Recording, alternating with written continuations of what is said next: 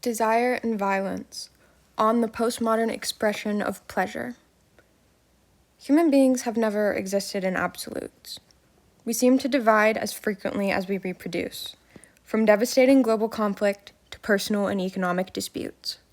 Literary and political theorist Frederick Jameson draws attention to this fragmented state of globalized society in his 1991 analysis of culture, Postmodernism, or the cultural logic of late capitalism.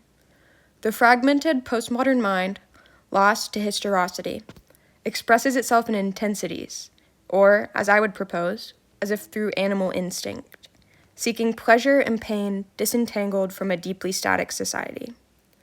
Postmodern novels reaching toward the political, responding directly to late capitalist society, are thus powerful applicators of the audience into their animal selves.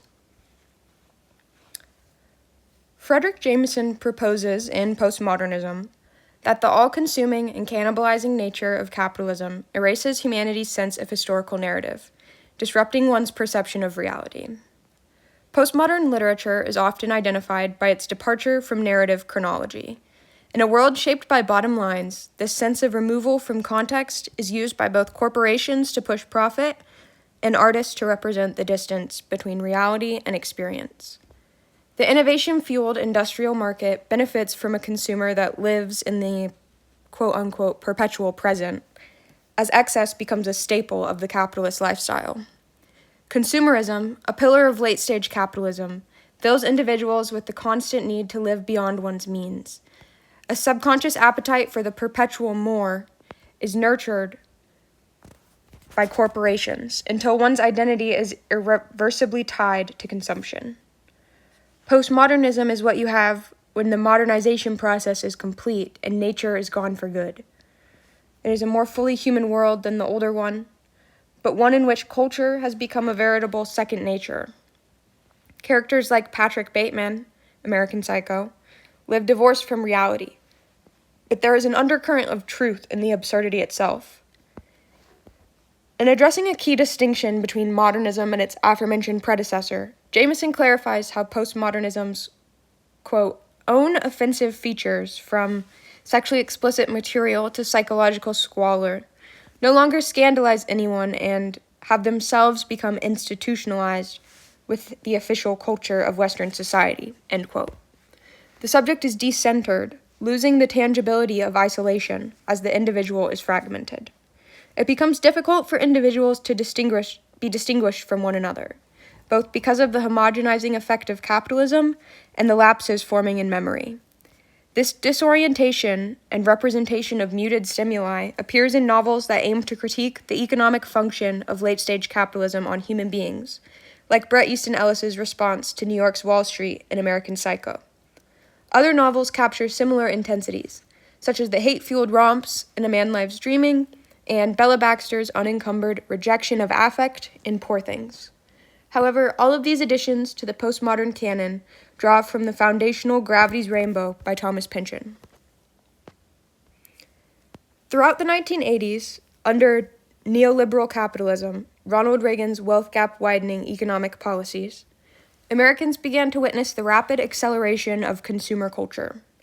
This is most clearly represented in American Psycho. As narrator Patrick Bateman sets a scene, he is drawn almost exclusively to the products adorning the human body, able to distinguish between a cotton undershirt by Ike Behar, Valentino Couture, and Basile. Bateman and his virtually indistinguishable Wall Street buddies are highly programmed consumers, directly correlating making money with spending it. They take their girlfriends and mistresses to expensive restaurants despite never truly enjoying their time. Even during the act of sex itself, often the economy or market is directly impacting the pleasure of the participants. Quote, I masturbate thinking, right before I come, a weak orgasm, about a near-naked model in a halter top I saw today, Patrick Bateman says, in a Calvin Klein advertisement, end quote. This perception of identity as being based on products and brand loyalty weaves itself into the psyche of Americans in a postmodern era, particularly as a result of neoliberalism. Pynchon and Ellis, in particular, address and respond to the psychological impact of heavily structured cultures. Gravity's Rainbow and American Psycho both suggest that the more repressive and rigid a society, the more the animal self seeks release through the expression of isolated intensities. These experiences are almost always moments that center around inflicting harm, and often the only consequences suffered are by pure happenstance or unrelated karmic events. This lack of resistance mirrors the cyclical nature of capitalism as a whole, a churning machine that doesn't stop for anyone. Gravity's Rainbow, 1973, makes it obvious to readers how much Western corporations stood to and did profit from global conflict, even in the 1940s. American Psycho, though written in 1991, is itself set in the preceding decade, enabling both novels to look back on their past with an author's sense of history, even while the characters themselves often seem unable to comprehend the passage of time. As a direct representation of culture, the postmodern genre itself is very aware of history, while the subjects of postmodern art are often not. Within his analysis of postmodernism, Jameson makes note of a condition of the genre he calls waning of affect, wherein affect refers to the behavior and expression of emotion. Through the comparison of Van Gogh's A Pair of Boots, 1887, and Warhol's Diamond Dust Shoes, 1980, Jameson suggests that postmodern art is removed from the depth of experience present in art of the past. Van Gogh paints an emotion-laden portrait of a pair of boots, worn and heavy from a hard day's work. When a modern Western audience attempts to place themselves within the emotional landscape of the art, they ultimately fail to imagine the lifestyle of feudal peasants. Warhol's scream-painted shoe campaign, in comparison, seems to capture the materialism and maximalism of the decade on the horizon, the same decade inhabited by Patrick Bateman, Trump's New York, and Reagan's presidency. In his essay, Frederick Jameson argues that Warhol's shoes are emblematic of a cultural rise in, quote, flatness or depthlessness, superficiality in the most literal sense, perhaps the supreme formal feature of all the postmodernisms, end quote. The same depthless superficiality is reflected in political postmodern novels, as it is in paintings that attempt to capture the postmodern zeitgeist. Pastiche, which Jameson sees as a largely empty practice compared to modernism's parody, appears frequently within fragmented narrative. When Gravity's Rainbow's camera begins to linger for too long on Katja Borgias's sexual confinement, metaphors are mixed as shared experience starts to fragment. Katja and Gottfried's pain was Blicero's pleasure, and at times their own pain seems to be their own pleasure. Katja and Gottfried are Hansel and Gretel, their doppelgangers, their lovers. The fairy tale allusion falls into a mockumentary-style historical account of the extinction of the dodo bird, hunted out of hatred. At the end of every postmodern thread, there always seems to be meaninglessness and death. Several novels address the superficiality of the capitalist human condition, the waning of affect and increase of animal nature, by equating sexual pleasure to physical pain. Any moment of heightened emotional intensity seems to satisfy the same impulses. The capitalist commodification of experience similarly transforms individuals from humans to consumers. The monotony and structure of Western consumer culture is emphasized in the highly consumerist American Psycho, where Patrick Bateman is far more aroused describing the rotating plate of his state-of-the-art microwave than he is kissing his fiancée. The individuals in postmodern novels frequently push against the system in both large and small ways, as with Patrick's infidelity and his murders. But all attempts to defy the machine are ultimately fruitless. This meaninglessness is exactly what enables the, quote, dark, salacious, sadomasochistic energies, end quote, to move freely through society, both in the form of multinational corporations and impulsive individual violence. So, pleasure in a capitalist society has been almost entirely commodified. As witnessed with the rise of the status quo investigated in Gravity's Rainbow, postmodern society is quite nearly a return to modern society, though it suffers from the immense overstimulation of globalization. Even before the advent of the internet, Pynchon and Ellis were tackling the crackling static of constant movement and noise. Beginning American Psycho, a monologue delivered by one of Bateman's colleagues serves to astutely summarize the entire novel's observation of society. It begins, in quotes, "In one new issue, strangled models, babies thrown from tenement rooftops, kids killed in the subway, a communist rally, mafia boss wiped out, Nazis. He flips through the pages excitedly. Baseball players with AIDS, more mafia shit, gridlock, the homeless, various maniacs, surrogate mothers, the cancellation of a soap opera, kids who broke into a zoo and tortured and burned various animals alive, more Nazis, and the punchline is it's all in this city. More Nazis, gridlock, baby sellers, black market babies, AIDS babies, baby junkies, building collapses on baby maniac, gridlock, bridge collapses. His voice stops, he takes in a breath, and then he says, quietly, his eyes fixed on a beggar at the corner of 2nd and 5th, "That's the 24th one I've seen today. I've kept count." Then asks, without looking over, "Why aren't you wearing the worsted navy blue blazer with the gray pants?" End quote. Everything vies for the attention of the postmodern characters and readers alike, and everything is eminently pressing. When Nazi Captain Becerro, quote, "a brand new military type, part salesman, part scientist," end quote, fires off the V2 rocket at the climax of Gravity's Rainbow, even the future isn't safe from the blast. The Menippean nature of Pynchonesque literature serves as the perfect equalizer, mimicking the constant droll of the 24-hour news cycle, another 80s cultural staple. Perhaps it's no surprise, then, that the novels representing and responding to humanity's commodification make frequent use of sex as a literature device. As with any market good under capitalism, pornography competes for the attention of shoppers in the ever-present video stores of American Psycho. The emphasis on how much of an inconvenience the convenience of renting porn had become to the dopamine-addicted New Yorkers reveals a deeper truth to the competitive drive of capitalism in general. Products rapidly evolved to meet the demands of the free market, spiraling into a widening wealth gap under Reagan's economic policies. Income appears equally as disposable as human lives, especially when death and profit are always paired so closely. Both the 40s and the 80s were times of highly publicized global conflict. While World War II seemed to spur technological advances that connected the planet, the Cold War similarly drove a militaristic scientific focus.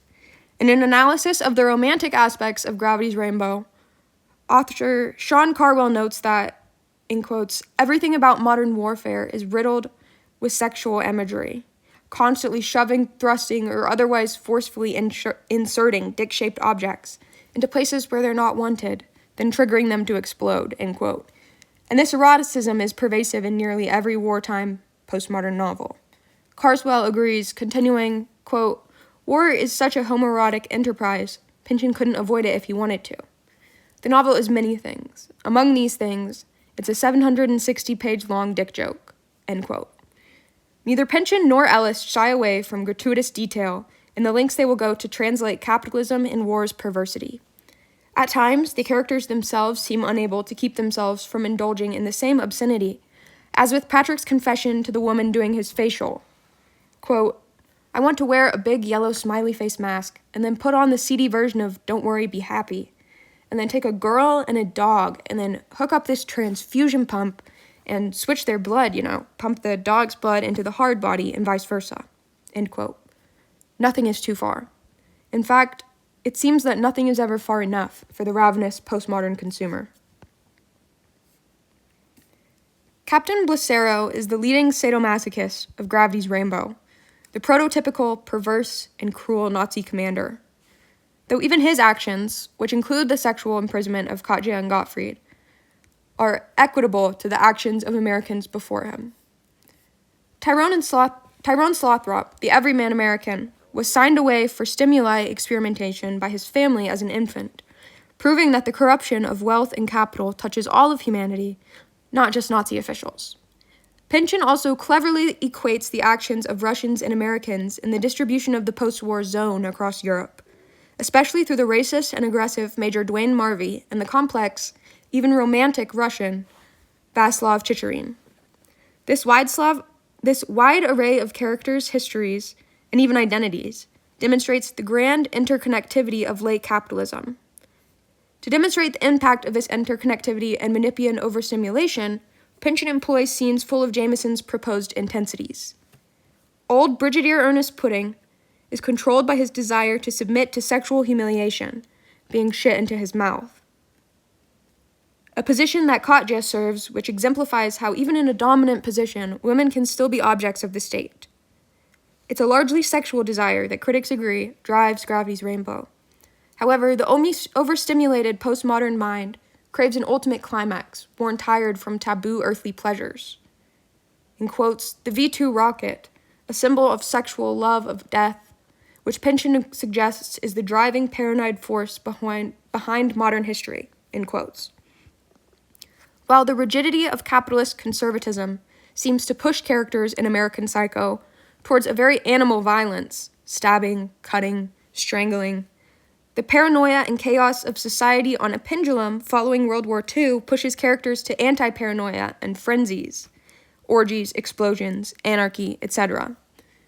Jameson's intensities appear to multiply in the crossroads of instinct and emotion, where society's illogical constraints constrict the postmodern human subject.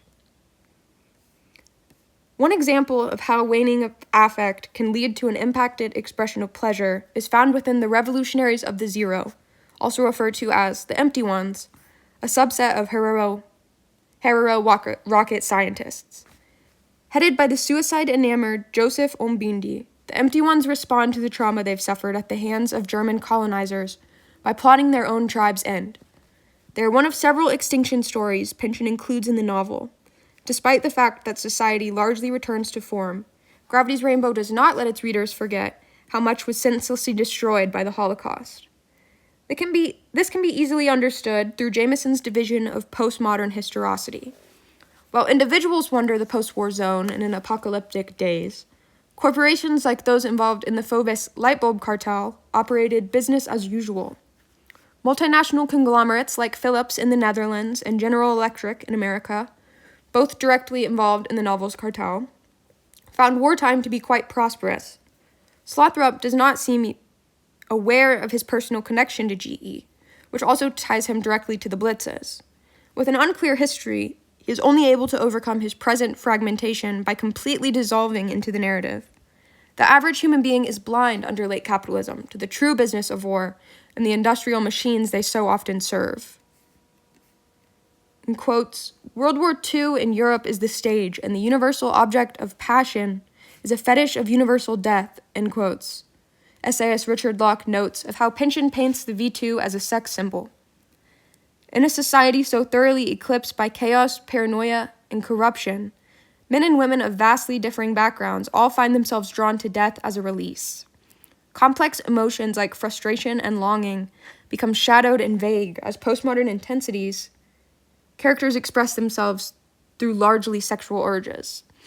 The aging German torture porn actress Greta Erdmann suffers from Pynchon's anti-paranoia and lives in a state of such extreme mental distress that she seeks pain as a conduit for relief. Often individuals in Gravity's Rainbow seem to be suffering physical, visceral consequences for the actions that were largely out of their hands. Beyond Greta and her daughter Bianca, readers spend a large portion of the novel with engineer Franz Pockler, as Pynchon demonstrates the making of a Nazi rocket scientist. The question of who bears the weight of responsibility, even when taken to the Pynchonesque extreme, is as unanswerable as any other. Pockler is both deeply disturbed in his state of animal anxiety, as when he craves a sexual relationship with his potential daughter, and highly sympathetic. This balance is only possible through the improbability of Jameson's intensities, wherein so much about postmodern society contradicts itself, and the truth is forever obscured. While so much of Gravity's Rainbow investigates how society functions under absolute chaos, American Psycho takes place during a time of increasing social rigidity and cultural expectation. The aforementioned homogenizing effect of capitalism is placed under a microscope as Patrick Bateman journals his Wall Street lifestyle. While almost all of the novel lives in a liminal space between truth and fabrication, Ellis utilizes the mention of many real-world corporations, particularly fashion companies, to ground his reality within our own. As Patrick and his fiancée Evelyn engage in some of the most mundane and traditional sex of any postmodern novel, details are sandwiched between advertisements. While I kiss and lick her neck, she stares passionlessly at the widescreen Panasonic remote control television set, Patrick recounts at the conclusion of the novel's first entry. I pull my Armani shirt up and place her hand on my torso, wanting her to feel. I flex my muscles. The vanity of consumerist society is a driving point of the novel, and seems to explain the unreliable narrator's need to document such peculiar details amidst comparatively large moments in his life. To Patrick, the reader might as well be his own Narcissus gazing back. Women are, as is recurring in American Psycho, objects to be possessed and traded amongst working professional men. While Katja is granted some autonomy under Pynchon's fluidly omnipotent perspective, the women that inhabit Patrick Bateman's New York are filtered through his own misogynistic predisposition. Even the women who escape becoming conduits for Bateman's violence directly are viewed as lesser contributors to society. They are belittled, their entire identities ascribed to the men they are dating or the position in relation to another man. Though he is gentle to her generally, his repeated introduction of his secretary implies a power balance. She is his, in quotes, secretary, Jean, who is in love with me and who I will probably end up marrying, end quotes. Postmodern novels that address Jameson's waning of affect and intensities can be linked further through formal craft decisions that appear throughout various works. American Psycho and Gravity's Rainbow both make frequent use of illusion, relying on the aforementioned liminal state of non-reality. Gravity's Rainbow breaks constantly from the practical and into a world of magical realism, where Slothrop can slip through a toilet drain and into the sewers, and Gottfried can become truly one with the V2 mid-launch. Metaphysics live comfortably alongside physics in postmodernism, a genre comfortable with multiplicity. There is also a heavy emphasis on reflections and doubles in both novels. Bianca and Ilse are both German children conceived through the arousal of torture, and both spend their youth especially helpless and punished by the powers that be. Evelyn and Courtney are two women who also serve as each other's romantic doppelganger, both involved with Patrick and other interchangeable Wall Street men and living in prescription drug hazes to endure society. Pharmaceuticals appear in both novels, representing both capital greed and fractal reality, treatments for pleasure and pain. In quotes, we know how to produce pain. These are quantities tied directly to the economy. We know them, and we can control them. But addiction? What do we know of that? Fog and phantoms. End quote. The pattern of repetition is highly symbolic of the cyclical natures of both capitalism and biology. Pynchon, Ellis, and other postmodern authors view duplication as an essential feature of capitalistic innovation. Jameson himself notes how reliant postmodernism as a genre is on pastiche, an inherently doubled technique that borrows from a perfunctory genre or art piece. Pain and pleasure are natural substitutes for each other in the obsessively juxtaposing late capitalist society.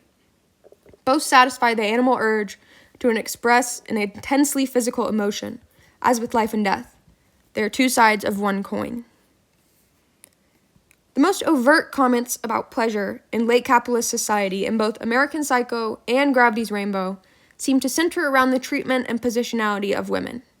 Women are intersections of pain and pleasure, concepts of doubled identity where capitalistic worth is weighed against control and domination. Very few male characters talk positively about women in either novel, and when they do, it is usually stemming from a place of romantic desire. This objectification of women can also be viewed as a Jamesonian intensity, the product of societal conditioning into a patriarchal system. As one of Patrick's co-workers muses, in quotes, a good personality consists of a chick who has a little hard body and who will satisfy all sexual demands without being too slutty about things and who will essentially keep her dumb fucking mouth shut, end quotes. It becomes clear what the group's consensus is in that regard. In quotes, listen to me, Bateman. The only reason chicks exist is to get us turned on, like you said, end quotes. Their demotion to product instead of human being, emphasized further by the presence of sex workers in both novels, has already been initiated by a similar conversion of person into capital within late capitalism. In postmodernism, Jameson makes note of how celebrities like Marilyn Monroe have been, in quotes, commodified and transformed into their own images, end quotes, a phenomenon that continues to develop well past the turn of the century. Countless moments from both novels exemplify this masochistic postmodern desire. Not only do genuine reflective emotions get muted into intensities, wherein characters are likely either having sex or committing murder, but human beings themselves, when commodified, are relegated to the same liminal unreality. Humans become conditioned to view one another with the, quote, blank look of one who is taking another for granted, end quote. Yet another layer of division falling over society, making emotional truth even more difficult to parse. When hierarchies are introduced, like the widening wealth inequality so characteristic of the 1980s, human beings are assigned worth as any other commodified product, evaluated not on experience or personal identity, of which there is very little left, but station. It feels like an understatement to refer to Patrick Bateman and his friends as racist and sexist, but Bateman details violent assaults on people of color and women throughout the novel. This existence of experiences as completely concentrated, maximized as shock value, is rewarded outside the novel as well. In a world constantly vying for attention, as attention has monetary value, individuals' every experience has been granted worth or cost. There is moral corruption, but it is always rewarded, particularly with characters like Donald Trump and Ronald Reagan shadowing the narration. When Patrick kills a homeless man, who is so starved he could only beg for food or help, and when he afterward decides to eat at McDonald's as a cruelty to the man, branding is invited into the postmodern intensity. This demonstrates incredibly effectively how all facets of humanity can be shed, leaving only a sadistic predator to prowl the streets, and still one will find identity in brand loyalty or association. Patrick looks down on the McDonald's workers and customers who he views as being less human than him, a man covered in the blood of the guy he just murdered. Patrick's connections are also a commentary on the intense competitive drive of late capitalism, and this adrenaline edge often presents as a Jameson intensity as well, albeit a particularly aggressive and animalistic one. We see the same descent into madness and animalism with Captain Lucero, as when he launches the final rocket of Gravity's Rainbow as a sexual climax. This particular intensity seems to completely envelope him in the entirety of the past, leaving behind only the present consequences in its wake. Late capitalism is totalitarian. It washes over human experience and psychology in order to warp perception irrevocably, churning a society of perfect consumers and cogs in the ever-present war machine, an impulse that seems to be born from both animal nature and capitalist domination. The way Pynchon and Ellis chose to represent this perpetually charged society through intensities highlights the development of Jameson's waning of affect. Readers are conditioned to make the same illogical leaps as the characters or risk getting left behind. Desire thus exists as little beyond appeals to consumer culture and expressions of unknowable conflict. Thank you for listening to my presentation.